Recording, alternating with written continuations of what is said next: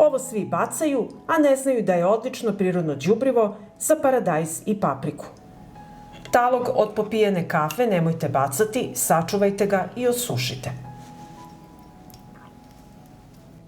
Talog kafe bogat je azotom, magnezijumom, kalijumom i fosforom. Talog kafe odlično je prirodno đubrivo za paradajz, krastavac i papriku. U litar vode dodajem 2 kašike osušenog taloga kafe.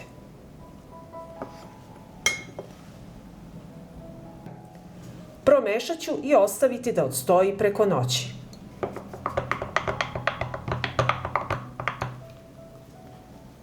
Nakon 24 časa stajanja zaliću paradajz. Zalite direktno u koren, nikako po listovima.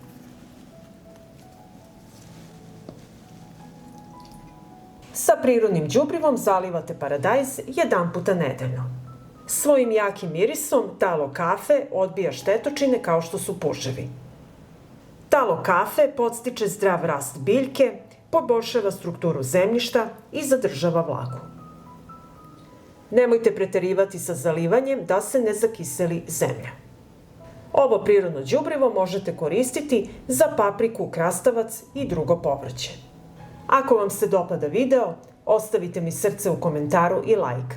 Hvala vam, dragi prijatelji!